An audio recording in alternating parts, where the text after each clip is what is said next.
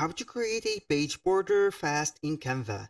Hello guys and welcome to this new tutorial. Today I'm going to show you how easy it is to add and create a page border into your Canva design.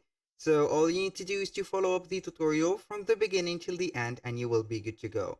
The first thing that you need to do is to head over canva.com.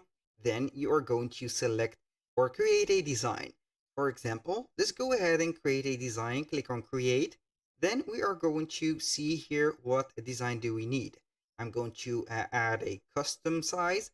For example, for the width of, let's say here 100 or 1000 by 1500 by 2000 maybe.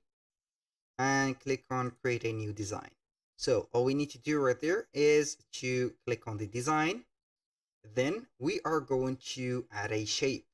And this shape should be right here sharp as the image or this specific case. Or you can choose whatever shape you want.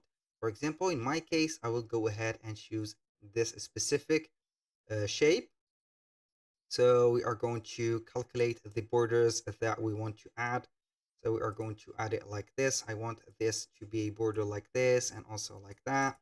So now we are going to click on the design itself. Then you are going to add a photo to it. For example, let's go ahead and add this photo.